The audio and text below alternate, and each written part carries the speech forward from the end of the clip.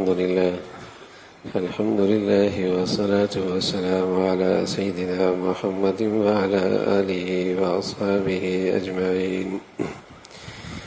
الحمد لله والصلاة والسلام على سيدنا محمد وعلى آله وأصحابه أجمعين.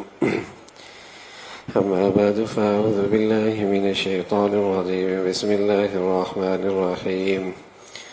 يا أيها الناس إنا خلقناكم من ذكر وأنثى وجعلناكم شعوبا وقبائل لتعارفوا إن أكرمكم عند الله أتقاكم. صدق الله العظيم. اللهم صل على سيدنا محمد النبي الأمي وعلى آله وأصحابه وسلم. اللهم صل على سيدنا محمد النبي الأمي وعلى آله وأصحابه وسلم. میرے معزز مسلمان بزرگوں، عزیز بھائیوں، اتحاد کسی قوم کے استحکام اور سالمیت کی ضمانت ہے۔ کوئی قوم متحد ہو، یہ اس کی سلامتی، یہ اس کی ترقی، اس کے استحکام کی بنیاد ہے۔ گھر میں انتشار نہ رہے، گھر کا انتشار گھر کے ویران ہونے کا ذریعہ بنتا ہے۔ گھر کا اتفاق گھر کی حفاظت کا باعث ہے۔ اسی طرح کسی قوم کا اتحاد، باہمی اتفاق اس کی سالمیت، اس کی ترقی، اس کی نشو و نما، اس کی حفاظت کی ضمانت ہے۔ اسلام دین فطرت ہے، اپنے پیروکاروں کو اس تعلیم سے کہاں محروم رکھ سکتا ہے؟ بلکہ اسلام نے اس اتحاد کو اتنا اہتمام کیا کہ بہت ساری عبادات اسی اتحاد کے گرد گھومتی ہیں۔ ایک دن اللہ کے نبی صلی اللہ علیہ وسلم فرمایا کہ ایک مسلمان کا دوسرے مسلمان پہ 5 حق ہے۔ سلام کا جواب دے، بیمار ہو تو اس کی عیادت کرے، جنازہ ہو تو اس میں شریک ہو، دعوت دے تو اسے قبول کرے، اسے چھینک آئے تو یرحمک اللہ کہہ کر اس کے لیے دعائے رحمت کرے۔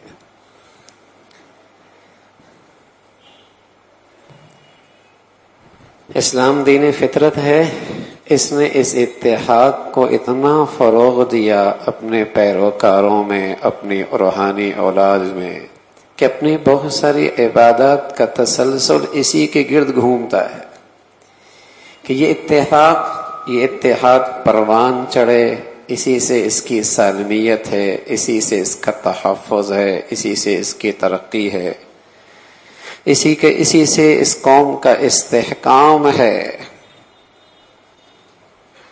تو اللہ کے نبی صلی اللہ علیہ وسلم نے یہ نہیں فرمایا کہ اس برادری پر 5 حق ہیں، اس زبان والے کے اس زبان والے پہ یہ حق ہیں کہ اسپتال بھی زبانوں کے نام پہ بنا دو، فلاحی ادارے بھی قومیت کے نام پہ بنا دو، ہاں رفاعی شکلیں بھی عصبیت کی بنیادیں کھڑی کرنا شروع کر دو۔ نہ، ایک مسلمان پر 5 حق ہے۔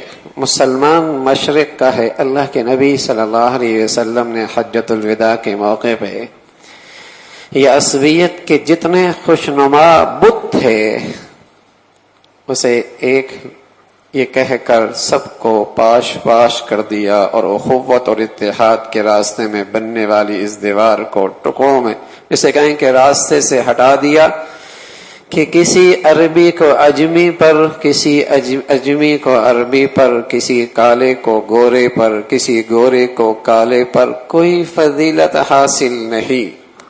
ہاں اگر کسی کو فضیلت ہے اور وہ تقوی کی بنیاد پر ہے، وہ کوئی فرد بھی اختیار کر سکتا ہے، اور پھر اس فضیلت کا فیصلہ بھی اللہ نے اپنے پاس رکھا ہے۔ کون متقی ہے؟ یہ کون متقی ہے؟ اس کا فیصلہ بھی اللہ نے اپنے پاس رکھا ہے۔ کوئی کسی پہ حقارت کی نظر نہ ڈالے، التقویٰ ہا ہونا دل میں ہوتا ہے اور دل پہ اللہ کی نظر ہے.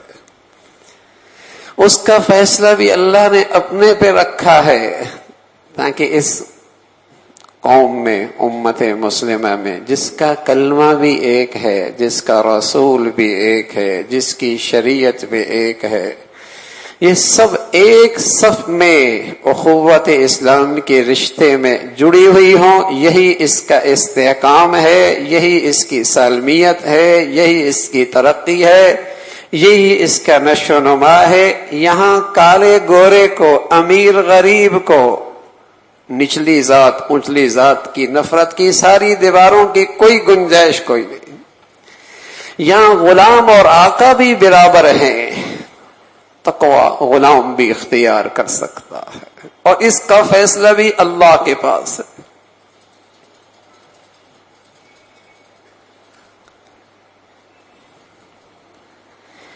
تو اس امت مسلمہ کا رشتہ اخوت اسلامی کا ہے یا نفرت کوئی نہیں.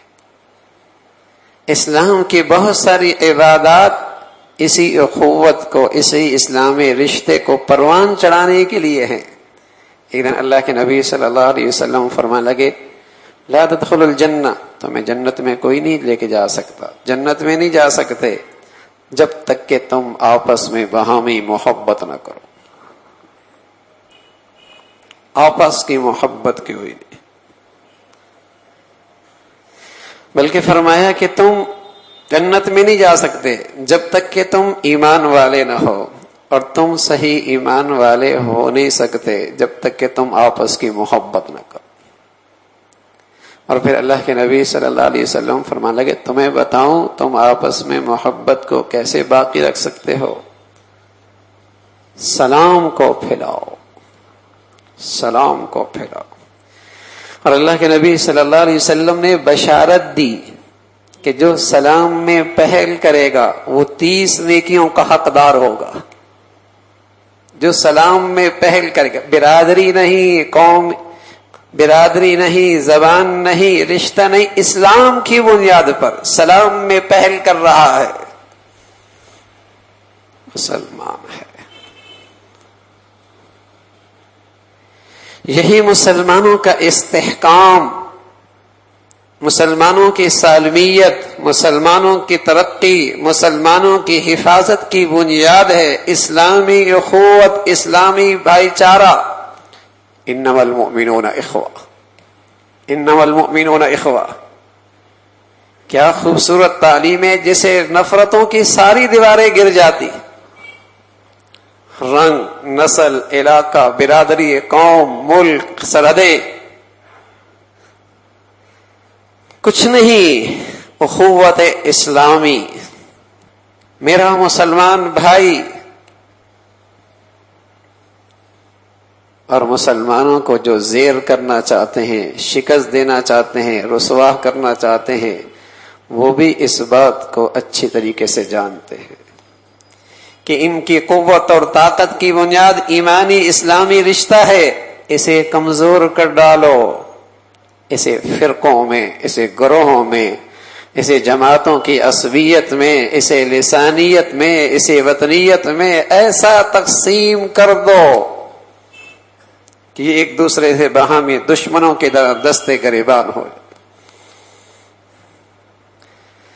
اور جب مسلمان قوم مفاد پرست بن جائے، مفاد پرست بن جائے، دنیا پرست بن جائے، مادیت کے گرد اس کی زندگی گھومنے لگ جائے تو اسے شکار کرنا بھی آسان ہو جاتا ہے. ہاں تیرے وہ مفادات لے کے جا بھاگ رہا ہے تو اٹھاتا ہے عصبیت کا جھنڈا، لسانیت کا جھنڈا. وہ دیکھ تیرے حقوق لے کے جا رہا ہے، وہ دیکھ تیرے مفادات پہ حملہ آور ہے، وہ دیکھ تیرے عہدوں اور منصب پر قابض ہے، اس نے دیکھ تیری ساری تجارت پہ قبضہ کر رکھا ہے. دشمن ان خوشنما نعروں کے ذریعے نفرتوں کا بیج بوتا ہے اور پھر نفرتوں کی دیواریں اس بنیاد پہ کھڑی ہو جاتی. عصبیت، لسانیت، یہ بت وہیں پروان چڑھتے ہیں جب مفادات جب مادیت، جب یہ دنیا پرستی کے گرد اس کی زندگی گزرنے لگتی ہے، اور جہاں روحانیت، ایمان، اسلام سے رشتہ مضبوط ہوتا ہے، وہاں ان بتوں کی کوئی گنجائش نہیں رہتی، وہاں ان بتوں کی کوئی گنجائش نہیں رہتی۔ حضرت عمر رضی اللہ تعالیٰ عنہ کیا پیارا جملہ فرمایا کرتے تھے، ابو بکر سیدنا و آتق سیدنا، ابو بکر بھی ہمارا سردار ہے، بلال بھی ہمارا سردار ہے۔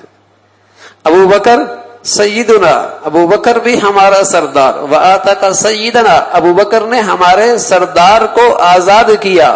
حضرت بلال وہ بھی ہمارا سردار ہے، بلال حبشہ کا رہنے والا، اور نہ جانے کتنی مرتبہ غلامیت کا داغ لگا، بکتا بکاتا مدینہ پہنچا، لیکن عزت اور مرتبہ کیسا مل رہا ہے؟ کیا مقام مل رہا ہے اس سوسائٹی کے اندر، اس معاشرے میں کیا مرتبہ مل رہا ہے؟ اس لیے کہ وہاں ایمان اور اسلام کے رشتوں پہ تول ہوا کرتا تھا، اس بنیاد پر زندگی گزر رہی تھی، تو عزت بھی اسی بنیاد پہ ملا کرتی تھی، رشتے ناتوں کی بنیاد بھی یہی ایمان اسلام تھا۔ لیکن جب مفادات کے گرد زندگی گزرتی ہے، مادیت کے گرد زندگی گزرتی ہے، دنیا پرستی کے گرد زندگی گزرتی، پھر دشمن جب یہ نفرتوں کا بیج بوتا ہے تو پھر وہ خوب اس کی آبیاری ہوتی ہے، پھر اسے خوب آبیاری ملتی ہے۔ کوئی بے دین کھڑا ہو جائے، رنگ نسل کی بات کرے، زبان کی بات کرے، لیکن ساتھ اس کا مفادات بھی ذکر کرے، اف ایسا گرتا ہے، کہاں کا نمازی، کہاں کا حاجی، کہاں کا روزے دار، کہاں کا مسجد میں آنا جانے والا، سب صفر۔ اس کے ہاتھ میں وہی عصبیت کا جھنڈا، وہی قومیت کے زبان پر بدبودار بول۔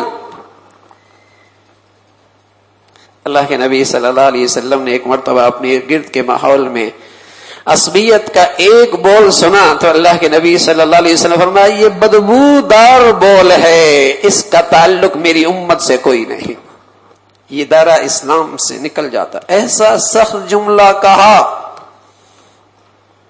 اس لیے کہ یہ اس امت کے استحکام اور سالمیت کے لیے، اس امت کے استحکام اور سالمیت کے لیے اس لسانیت عصبیت سے بڑا کوئی حملہ کوئی نہیں، اس کی بنیادوں کو کھوکھلا کرنے والی چیز کوئی نہیں۔ یا ایھا الناس ان وعد اللہ، یا ایھا الناس انا خلقناکم من ذکر وانثی وجعلناکم شعوبا وقبائل لتعارفوا، تو مختلف قبائل میں تقسیم ہو، مختلف ذاتوں میں تقسیم ہو، مختلف علاقوں میں تقسیم ہو، یہ اس لیے نہیں کہ یہ نفرتوں کی بنیاد بنے، یہ تو اس لیے کہ دو شخص عبداللہ ہیں، پہچان ہو جائے، یہ کراچی کا ہے، یہ بلوچستان کا ہے، یہ کراچی کا ہے، یہ پنڈی کا ہے، یہ لاہور کا ہے، یہ اس قبیلے کا ہے، یہ اس خاندان کا ہے، صرف تعارف کے لیے ہے، تو تعارف کے لیے ہے کہ پہچان رہے۔ ان اقربکم عند اللہ اتقاکم، عزت مرتبہ وہ تو بنیاد تقوی پر ہے۔ اور میرے عزیزوں، میں نے عرض کیا کہ تقوی دل میں ہوتا ہے، کوئی انسان فیصلہ کوئی نہیں کر سکتا، آسمان والے رب کو پتا ہے کون فضیلت والا ہے، کون فضیلت والا ہے۔ تو یہ امت مسلمہ ایک وحدت کے رشتے میں پروئی ہوئی ہے، معبود بھی ایک، رسول بھی ایک، قرآن بھی ایک، شریعت بھی ایک۔ پھر عربی عجمی، آپ کو ایک بات سناتا ہوں، اس وقت ترکی مسلمانوں کی اتحاد کا ایک مرکز کی شکل بنا ہوا ہے، اللہ کرے ایسا ہی ہوتا چلا جائے۔ اس شخص کی میں نے طیب ارغان کا ایک جملہ سنا، بڑا دل خوش ہوا کہ آج کی اس دنیا کے اندر بھی ایسے لوگ مسلمانوں کو ملی ہوئی ہیں۔ وہ تقریر کر رہا، ساتھ اس کا اردو میں ترجمہ بھی آ رہا، تو کہنے لگا، میں نے ایک مرتبہ اپنے باپ سے پوچھا کہ ہماری قوم کون سی ہے؟ ترکیوں میں مختلف قومیں، ہماری قوم کون سی ہے؟ تو میرے باپ نے مجھ سے کہا کہ بیٹے یہی سوال میں نے تیرے دادا سے بھی کیا تھا کہ ہماری قوم کون سی ہے۔ تو میرے دادا نے مجھے قریب کیا اور مجھ سے کہنے لگے بیٹے تجھ سے یہ سوال ہوگا مر ربک، تیرا رب کون سا ہے؟ تجھ سے یہ سوال ہوگا من نبیک، تیرا نبی کون سا ہے؟ تجھ سے یہ سوال ہوگا ما دینک، تیرا دین کیا ہے؟ تجھ سے یہ سوال نہیں ہوگا تیری قوم کون سی ہے، تیری ذات کون سی ہے۔ اس دور کا آدمی کہہ رہا ہے اس لیے تو دنیا کو برداشت کوئی نہیں، جیسا کیسا بھی ہے لیکن اس میں یہ اسلام کی روح موجود ہے، کمیاں کمزوریاں کس میں نہیں ہوتی۔ لیکن یہ بول دنیا کے سامنے پیش کر دینا اور اعلان بھرے مجمع میں اسلامی اخوت کی بات کر دینا، دنیا کو کہاں برداشت؟ اس لیے کہ دنیا صدیوں سے اور دنیا کا بہت بڑا بجٹ، بہت بڑے ذرائع ابلاغ اس پہ لگے ہیں کہ مسلمان کبھی ایک نہ ہو، اور کوئی آدمی دنیا میں اعلان کھڑے ہو کر ایوانوں میں اور دنیا کے عالمی سطح کے ذرائع ابلاغ میں مسلمانوں سے یہ کہہ دے کہ تم کون ہو؟ تم ایک امت مسلمہ ہو، کہاں برداشت ہو سکتا؟ کہ تمہاری قومیت کیا ہے؟ تمہاری قومیت ہے امت مسلمہ کی۔ دو ہی دنیا میں قومیں ہیں، اولیاء الشیطان اور اولیاء اللہ۔ حزب اللہ، حزب الشیطان، اللہ کے دوست شیطان کے یار، اللہ کی جماعت شیطان کے گروہ، دو ہی تقسیمیں ہیں، فمنکم کافر ومنکم مؤمن، فمنکم کافر ومنکم مؤمن، یہ مسلمانوں کا گروہ طبقہ ہے، یہ کافروں، بس یہ دو قومیں ہیں۔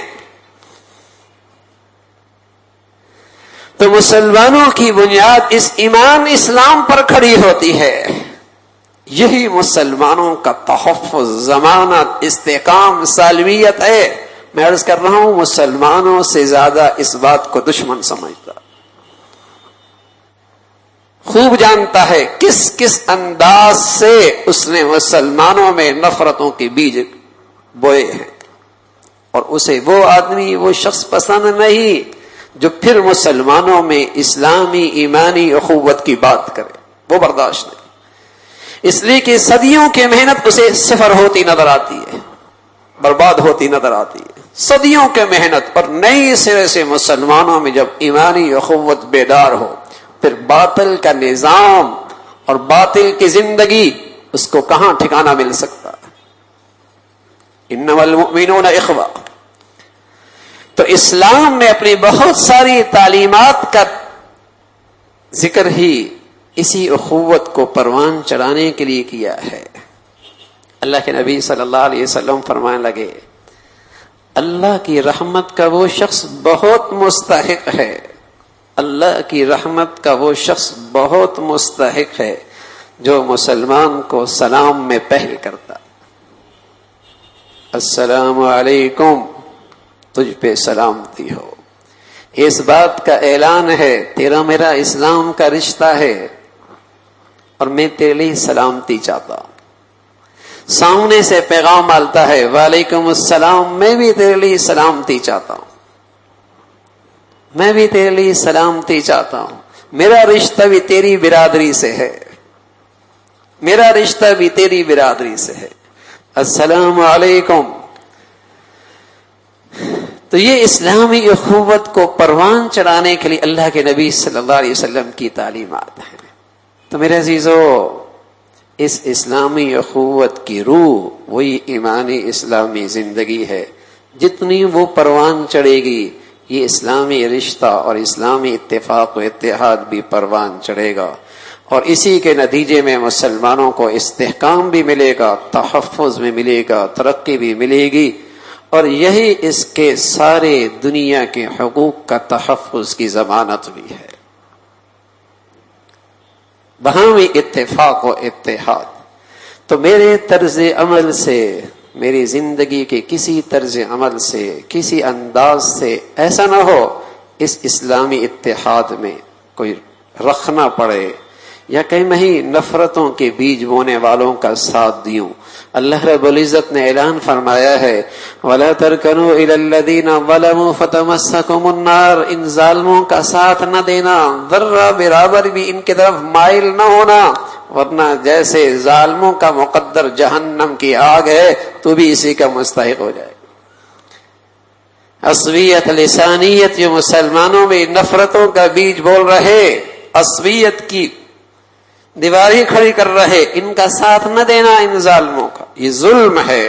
اور ظالم کا ساتھ دینا اور اس کی طرف مائل ہونا، اس کی حمایت کرنا، اس کے لیے دلوں میں ہمدردیاں رکھنا، فتمسکم النار، جہنم کی آگ کا مستحق۔ اللہ اس امت کو پھر وحدت اسلامی، وحدت ایمانی عطا فرما دے، اور اللہ اس امت مسلمہ کو استحکام بھی نصیب فرمائے، ترقی بھی نصیب فرمائے، اللہ عمل کی توفیق نصیب فرمائے۔